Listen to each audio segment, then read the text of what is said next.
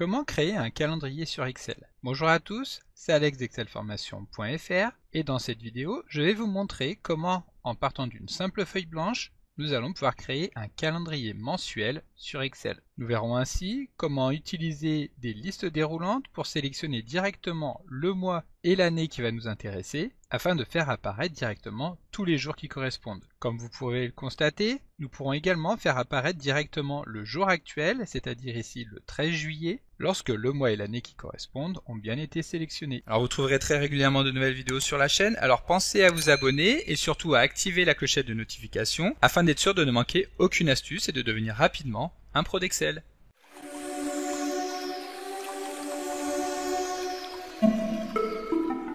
La vidéo que vous vous apprêtez à regarder s'inscrit dans le cadre d'une série consacrée à la création d'un calendrier dynamique sur Excel. Tout au long de cette série, nous allons voir comment mettre en place un calendrier dynamique que nous pourrons ainsi modifier avec une gestion des différents événements, mais également avec une vue hebdomadaire dans laquelle nous allons intégrer la notion de glisser-déposer qui nous permettra de modifier directement les différents paramètres des tâches que nous allons mettre en place sur ce calendrier. L'objectif donc de cette série de vidéos est de mettre en place un outil que vous pourrez utiliser au quotidien qui vous permettra de gérer vos journées de manière efficace et de manière très rapide. Pour obtenir directement votre exemplaire de l'application, ce qui vous permettra non seulement d'obtenir directement l'application finale mais également les différents fichiers intermédiaires qui vous permettront donc de suivre toutes les étapes de chacune des vidéos en même temps que moi, suivez simplement le lien que vous retrouverez dans la description de la vidéo. Alors comme nous venons de le voir dans l'introduction de cette vidéo, nous allons maintenant découvrir comment créer un calendrier intelligent et personnalisé sur Excel. Et pour ce tutoriel, nous allons vouloir partir d'un classeur vierge. Nous allons donc découvrir toutes les étapes nécessaires à la création de ce calendrier tout au long de cette vidéo. Voilà, donc une fois que nous sommes sur la feuille de calcul, la première chose que nous allons faire va être d'activer le menu développeur dans le ruban. Le menu développeur est un onglet qui va nous permettre d'obtenir un ensemble d'outils qui permettent d'accéder aux fonctionnalités avancées de programmation et d'automatisation. Le menu développeur inclut des options qui vont permettre d'insérer des contrôles de formulaire sur les feuilles de calcul, de créer des compléments, etc. Et donc par défaut, l'onglet développeur n'est pas affiché dans le menu ruban car il contient des fonctionnalités avancées qui ne sont généralement pas utilisées par la majorité des utilisateurs. Excel préfère donc cacher le menu ruban afin de simplifier l'interface pour les utilisateurs et éviter que les débutants ne soient confrontés à des options complexes dont ils n'ont pas besoin. Pour afficher le menu développeur, c'est très simple. Il suffit d'effectuer un clic droit à n'importe quel endroit du ruban d'Excel afin de cliquer sur personnaliser le ruban. Ici sur la partie droite, nous retrouvons donc tous les onglets activés sur le menu ruban et il suffit tout simplement de cocher l'option développeur puis de valider en appuyant sur OK pour qu'Excel affiche un nouveau menu dans le ruban qui est donc le menu développeur. Dans la suite de ce tutoriel, cet onglet développeur sera utilisé pour insérer des contrôles de formulaire comme des listes déroulantes qui vont nous permettre de sélectionner le mois et l'année de notre calendrier. Nous l'utiliserons également pour créer des macros et pour accéder à l'éditeur de code VBA qui est l'environnement de développement intégré qui permet d'écrire et de générer du code VBA. Voilà, donc maintenant que notre onglet développeur est présent dans le menu ruban, nous allons pouvoir ajouter des listes déroulantes qui vont nous permettre de sélectionner le mois et l'année de notre calendrier. Pour cela, donc nous allons nous rendre dans le menu développeur, dérouler le menu insérer et ici dans le groupe contrôle de formulaire, nous allons pouvoir insérer une zone de liste déroulante. Nous cliquons dessus, le curseur de la souris prend alors la forme d'une croix qui va nous permettre de dessiner notre liste déroulante. Lorsque nous relâchons le curseur de la souris, Excel l'insère effectivement à l'endroit voulu. Donc nous allons insérer deux listes déroulantes en procédant de cette manière, ou alors en effectuant un copier-coller de la liste qui est actuellement sélectionnée. Dans la première liste, nous allons vouloir insérer les mois, et dans la seconde, nous allons vouloir insérer les années. Pour cela, nous allons pouvoir reposer sur des listes que nous allons créer. Donc ici, nous allons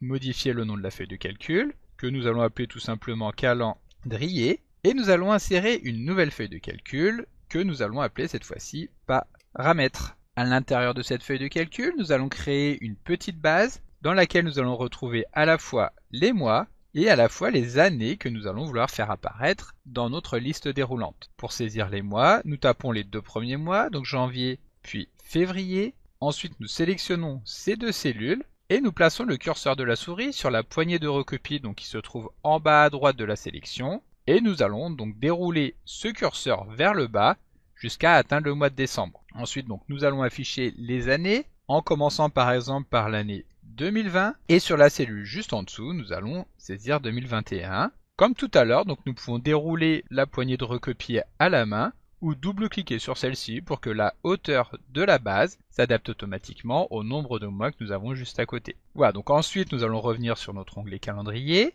sélectionner la première liste déroulante dans laquelle nous allons vouloir faire apparaître les mois, effectuer un clic droit et choisir format de contrôle. Ici dans le champ plage d'entrée, nous allons cliquer sur le bouton afin d'aller sélectionner les 12 mois de l'année que nous avons saisis juste avant. Cela étant fait, nous appuyons sur Entrée et ensuite dans Cellules liées, nous allons sélectionner la cellule dans laquelle nous allons vouloir qu'Excel insère le mois que nous avons choisi. Ici, nous allons par exemple sélectionner la cellule E1 et valider en appuyant sur Entrée. Ici, Excel nous demande combien de lignes nous voulons insérer dans notre liste déroulante. Pour éviter qu'il y ait un ascenseur pour pouvoir sélectionner un mois en particulier, nous choisissons donc d'insérer 12 lignes. Ensuite, nous validons en appuyant sur OK. Et maintenant, lorsque nous déroulons notre menu déroulant, nous pourrons choisir un mois, donc par exemple ici, le mois de mars. Maintenant, si nous revenons sur notre feuille paramètres, nous pouvons voir que effectivement Excel a bien inséré la valeur choisie dans la cellule 1. Voilà, donc maintenant nous allons pouvoir répéter à nouveau cette opération. Donc nous effectuons un clic droit sur la deuxième liste déroulante, nous choisissons format de contrôle. Au niveau des plages d'entrée, nous allons sélectionner toutes les années que nous avons choisies ici. Nous validons en appuyant sur Entrée, et pour la cellule liée, nous allons choisir la cellule qui est située juste en dessous, à savoir la cellule E2 de la feuille de calcul paramètres. Ici, comme tout à l'heure, pour que toutes les années soient affichées directement, nous sélectionnons 12. Ensuite, nous validons en appuyant sur OK. Et maintenant, comme vous allez pouvoir le constater, si nous sélectionnons l'année 2023, Excel ne va pas insérer directement 2023 dans la cellule 2, mais va afficher 4, qui correspond à la position de l'année 2023 à l'intérieur de notre liste. Ici, pour obtenir l'année complète, nous allons donc devoir partir de la première valeur de notre liste des années, ajouter la valeur de la cellule sélectionnée et retirer 1 à ce résultat. Si nous validons, effectivement, c'est bien l'année 2023 qui est sélectionnée. Voilà, donc ici nous avons une liste de 3 valeurs et pour pouvoir nous y retrouver, nous allons saisir à quoi correspondent donc ces valeurs. Pour rappel, la première valeur correspond au numéro du mois sélectionné, la deuxième correspond au numéro de l'année sélectionnée et la troisième correspond à l'année en elle-même. Donc nous saisissons année. Maintenant, nous allons voir une petite astuce qui va nous permettre de passer directement au mois suivant ou au mois précédent. Pour cela, toujours depuis le menu développeur, nous allons choisir d'insérer une barre de défilement. Il faut savoir que si nous saisissons une forme verticale pour notre barre de défilement, celle-ci sera verticale. En revanche, si nous choisissons une barre qui est plus large que haute, alors il s'agira d'une barre horizontale. De cette manière, nous allons pouvoir placer la barre au niveau donc de notre premier champ, puis nous allons la faire passer juste en dessous en effectuant un clic droit, puis depuis Ordre, nous allons choisir de la faire apparaître en arrière-plan. Nous allons ensuite pouvoir redimensionner la barre de défilement afin que celle-ci apparaisse juste en dessous du menu que nous avions créé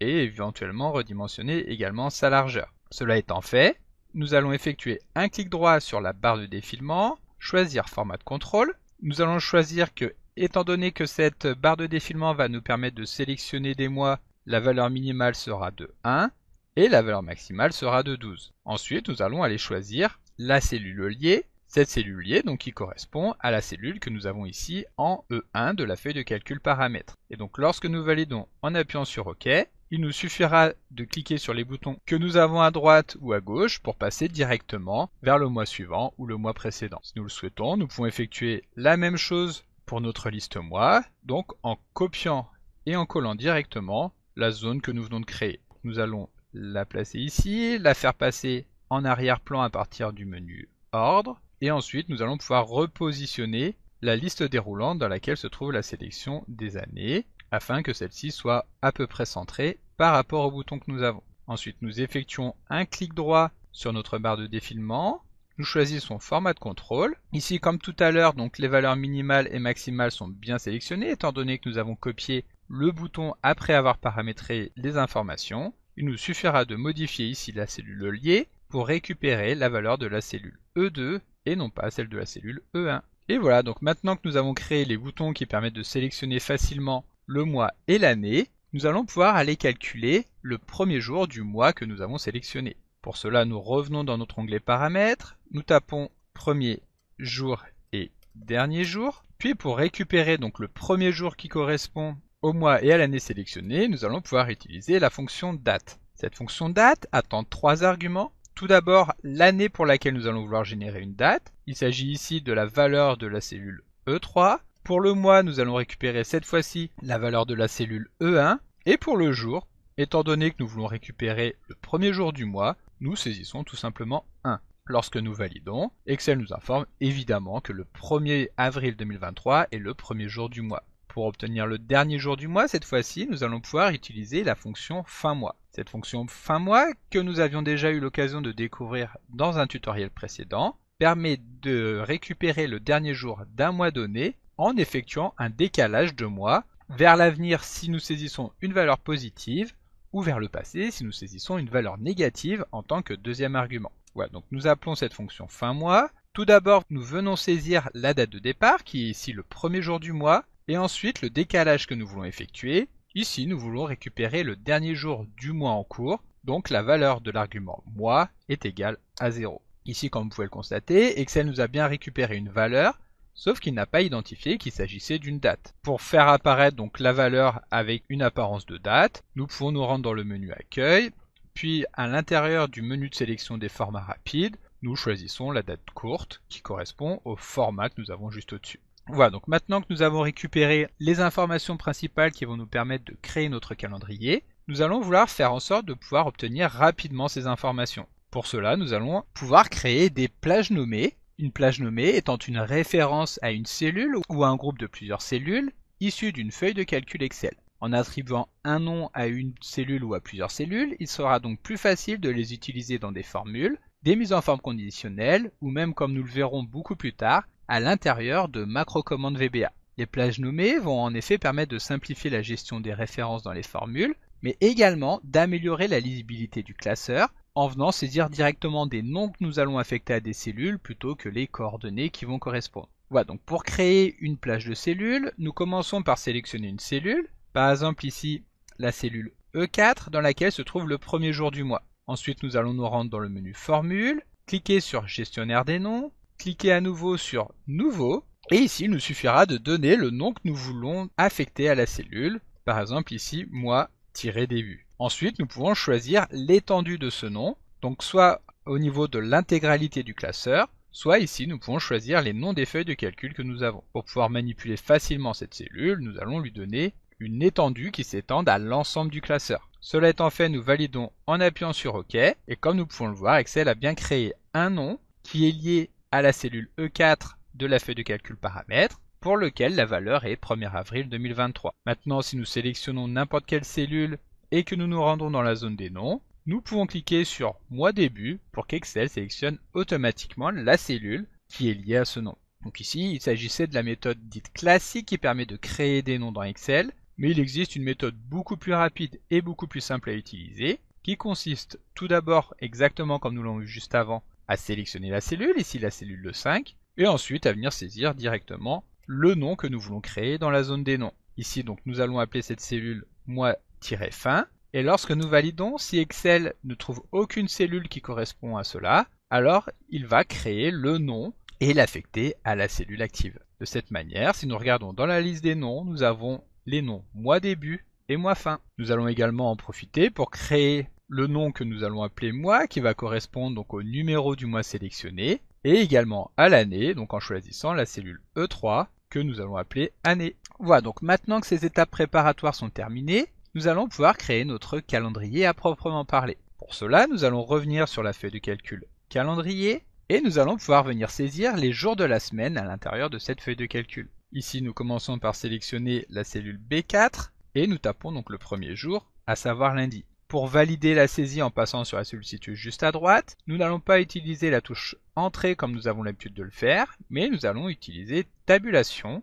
pour qu'Excel passe directement sur la cellule C4, sur laquelle nous allons taper cette fois-ci mardi. Maintenant, pour obtenir la liste des 7 jours de la semaine, nous les sélectionnons, nous plaçons le curseur de la souris au niveau de la poignée de recopie, et nous déplaçons donc celle-ci vers la droite jusqu'à la cellule H4 pour qu'Excel nous affiche donc les 7 jours de la semaine du lundi au dimanche. Ensuite, donc, nous allons remplir le calendrier en venant saisir les dates qui vont correspondre au jour de la semaine pour le mois et l'année sélectionnée. Pour cela, nous nous plaçons sur la première cellule, à savoir la cellule B5, et nous allons saisir la formule suivante. Donc tout d'abord, nous allons aller récupérer la valeur de mois-début, et à cette journée-là, nous allons venir retirer le numéro du jour de la semaine qui se trouve au niveau de la colonne. Pour récupérer avec Excel un numéro de jour de la semaine, nous appelons la fonction joursum. Cette fonction joursemaine attend tout d'abord en premier paramètre la date pour laquelle nous allons vouloir obtenir un numéro de jour de semaine. Donc il s'agira ici du jour que nous avons stocké dans mois début, que nous avons utilisé juste avant. Et ensuite, la petite difficulté que nous pouvons avoir avec cette formule va être de sélectionner le type de retour que nous voulons obtenir. Ici, le message est très clair. Si nous avons une semaine qui commence le lundi et qui se termine le dimanche, nous utilisons la valeur 2. Nous double-cliquons là-dessus, nous fermons la parenthèse, et ensuite, étant donné que nous voulons retirer à ce résultat le numéro du jour de la semaine qui correspond à chaque jour de la semaine que nous avons saisi juste au-dessus, nous allons pouvoir utiliser le numéro de la colonne. En effet, comme nous pouvons le voir ici, lundi est sur la colonne B, c'est-à-dire la deuxième colonne de la feuille de calcul, et donc pour obtenir la valeur 1, nous prendrons cette valeur colonne et nous retirons -1. Et donc pour ajouter ce numéro, nous allons appeler cette fonction colonne qui permet, lorsque nous ne saisissons aucun argument, de récupérer le numéro de la colonne de la cellule dans laquelle celle-ci est appelée. Donc ici, ce sera la cellule B5, comme je viens de vous l'expliquer, donc la colonne B.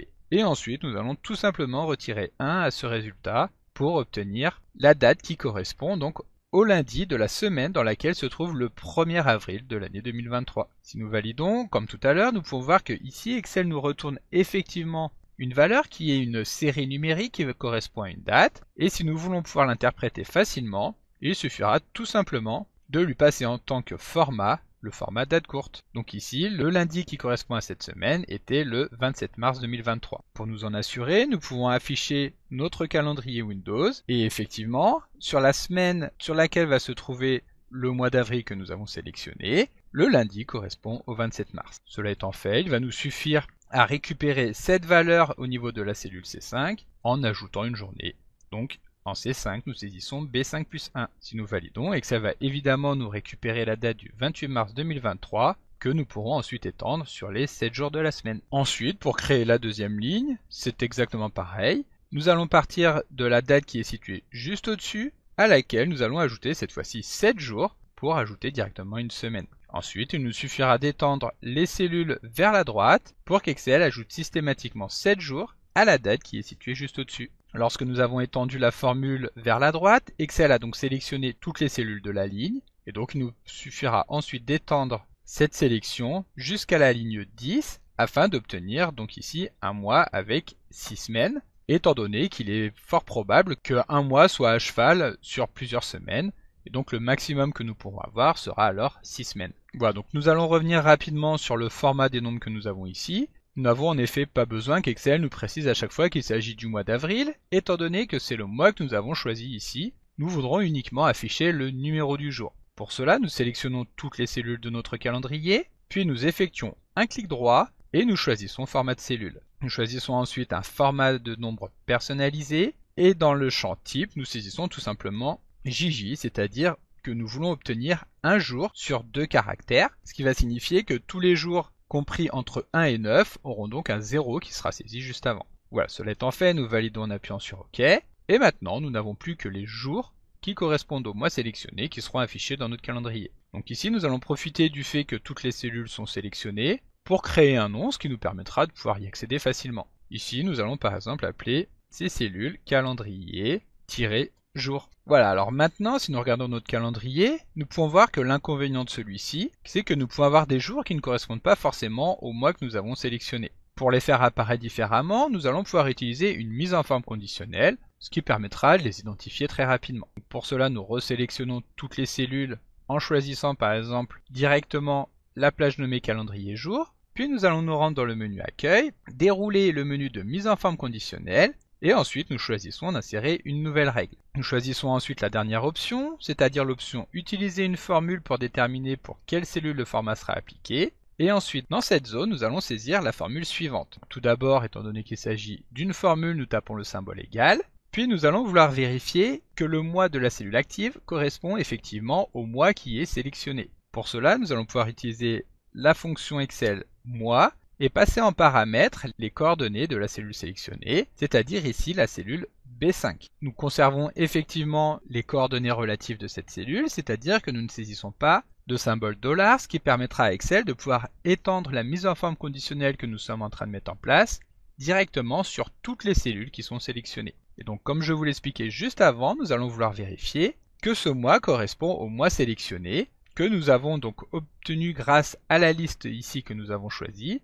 Et donc nous tapons sur la touche F3 afin de faire apparaître tous les noms que nous avons déjà créés. Nous choisissons donc le nom mois pour récupérer le mois qui correspond. Alors ici, ce n'est évidemment pas les cellules pour lesquelles le mois correspond effectivement au mois sélectionné que nous voulons faire apparaître différemment, mais celles pour lesquelles la valeur est différente. Donc nous remplaçons le symbole égal par les symboles supérieur à et inférieur à, qui signifient dans les fonctions Excel différent d'eux. Ensuite, nous cliquons sur Format, ce qui va nous permettre de définir le type de format que nous voulons appliquer. Nous choisissons tout d'abord une couleur de remplissage gris très clair, et dans l'onglet Police, nous allons également choisir une police, ici le gris clair. Nous validons ensuite en appuyant sur OK, et à nouveau nous appuyons sur OK pour mettre en place le format conditionnel que nous venons de définir. À présent, comme vous pouvez le voir, même si ces mois apparaissent de manière très claire afin que nous puissions quand même les visualiser, c'est surtout les jours qui correspondent au mois sélectionné qui sont les plus lisibles. Voilà, donc maintenant que notre calendrier est relativement finalisé, en tout cas pour sa première version, nous allons pouvoir le mettre en forme. Pour cela, nous allons tout d'abord redimensionner les cellules qui le composent. Pour cela, nous allons tout d'abord modifier la largeur des cellules. Donc nous sélectionnons les colonnes B jusqu'à H et nous allons faire glisser le curseur de la souris vers la gauche jusqu'à obtenir la taille que nous voulons appliquer aux cellules. Ici, par exemple, nous allons choisir une taille de 60 pixels de large. Ensuite, nous allons effectuer la même opération au niveau de nos lignes. Donc nous sélectionnons les lignes 4 à 10 et nous allons glisser le curseur cette fois-ci vers le bas jusqu'à obtenir donc des cellules carrées, c'est-à-dire des cellules qui font 60 pixels de haut. Ensuite, nous sélectionnons toutes les cellules, puis nous nous rendons dans le menu Accueil afin de choisir un alignement vertical centré et également un alignement horizontal centré. L'inconvénient, c'est que ici, nous pouvons voir que la largeur des cellules que nous avons appliquées sur les colonnes n'est pas suffisante pour faire apparaître les jours dans leur intégralité. Alors soit nous pourrions imaginer baisser la taille des textes, ou alors nous pouvons également élargir légèrement les cellules en sélectionnant donc toutes les cellules des colonnes en appuyant sur CTRL H, et ensuite en faisant glisser cette fois-ci légèrement vers la droite le curseur qui permet de gérer la largeur des colonnes. Ici, donc, les cellules ne seront pas totalement carrées, mais bon, c'est pas forcément très important. Donc ensuite, nous resélectionnons l'intégralité des cellules de notre calendrier. Depuis le menu Accueil toujours, nous allons cette fois-ci appliquer des bordures intérieures sur l'ensemble des cellules. Ensuite, nous allons modifier l'apparence donc de la première ligne sur laquelle se trouvent les jours de la semaine, que nous allons faire apparaître ici en bleu foncé avec un texte de couleur blanc. Et étant donné que nous avons élargi donc les colonnes, nous allons pouvoir également l'afficher en gras. Ensuite, nous allons pouvoir resélectionner toutes les cellules de la plage calendrier jour et choisir par exemple une couleur de fond d'un bleu très clair, en sachant bien entendu que la mise en forme conditionnelle que nous avons mis en place juste avant va prendre le dessus sur le format que nous venons de définir, et donc les cellules en gris resteront toujours en gris. Voilà, donc maintenant pour finir, nous allons également agrandir les jours de la semaine. Donc nous resélectionnons les cellules calendrier jour et donc nous allons agrandir la police de caractères pour leur donner par exemple ici une taille de 26 ou même de 28 et nous pouvons également les afficher en gras. Ensuite, pour retirer le quadrillage que nous avons en dessous sur notre feuille de calcul, nous allons nous rendre dans l'onglet affichage et décocher tout simplement l'option quadrillage. Maintenant, il va nous rester donc à modifier la manière dont les champs sont affichés ici. Pour cela, nous allons nous rendre dans le menu Accueil. Puis tout à droite, nous allons dérouler, rechercher et sélectionner afin de cliquer sur volet de sélection pour faire apparaître donc ici un menu qui permet de sélectionner les objets soit un à un, soit d'en sélectionner plusieurs en maintenant la touche CTRL du clavier enfoncé. De cette manière, nous allons pouvoir nous rendre dans le menu Format de forme et définir que nous voulons aligner tous les objets en haut ce qui permettra donc de les afficher sur une même ligne. Ensuite, nous allons sélectionner la première scroll bar avec le menu de sélection des années, ce qui nous permettra de voir que ces derniers sont identifiés en tant que scroll bar 5 et drop down 2.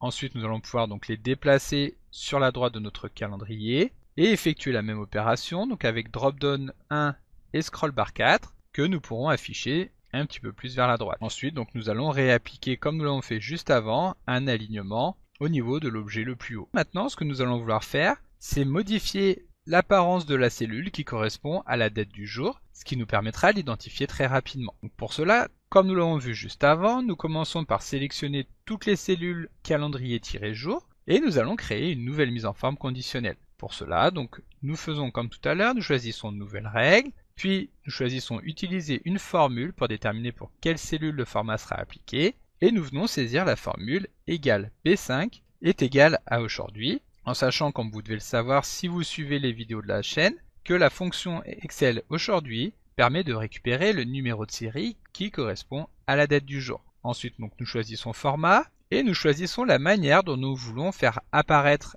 la journée actuelle. Ici, nous allons par exemple vouloir la faire apparaître en jaune en sélectionnant donc la couleur ici au niveau de l'onglet remplissage. Cela étant fait, nous validons en appuyant sur OK et maintenant, le 20 mars de l'année 2023 sera bien mise en évidence. La fonction aujourd'hui que nous venons d'appliquer est une fonction dite dynamique, ce qui signifie que celle-ci va s'actualiser en temps réel et donc si nous ouvrons à nouveau le classeur demain, ce ne sera pas la cellule 20 qui sera mise en évidence, mais bien la cellule 21. Et voilà, donc je vous propose que nous nous laissions ici pour la construction de notre calendrier, mais bien entendu, nous pourrons nous retrouver très rapidement pour voir comment ajouter des nouvelles fonctionnalités à l'intérieur de celui-ci. Nous verrons notamment dans la prochaine vidéo consacrée à ce calendrier, comment créer des événements, c'est-à-dire comment enregistrer des rendez-vous sur une journée donnée et pouvoir les retrouver très facilement, avec notamment la gestion des notifications qui permettront d'afficher un message pour être sûr de ne manquer aucun rendez-vous.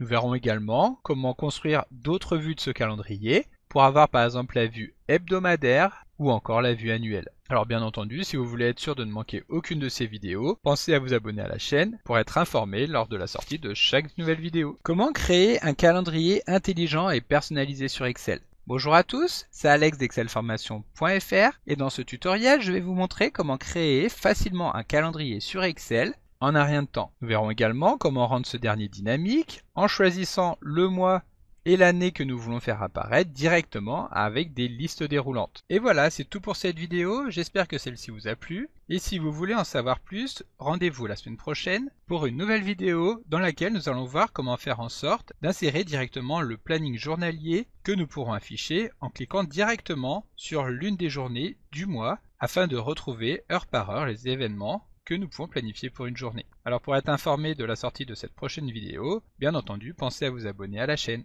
Donc comme d'habitude, vous pouvez télécharger le support de secours en suivant le lien que vous trouverez dans la description de la vidéo. Si la vidéo vous a plu, n'oubliez pas de la liker et de la partager à vos collègues et amis sur l'ensemble de vos réseaux sociaux. Et vous pouvez également me laisser vos impressions dans l'espace des commentaires, je lirai chacun d'entre eux et y répondrai avec plaisir. Évidemment, si ce n'est pas encore fait, abonnez-vous à la chaîne pour ne manquer aucune astuce. C'est également très important pour m'aider à gagner en visibilité afin de pouvoir développer la chaîne et continuer de vous proposer des tas de nouvelles vidéos. Merci d'avoir suivi cette vidéo et à très bientôt pour un prochain tuto.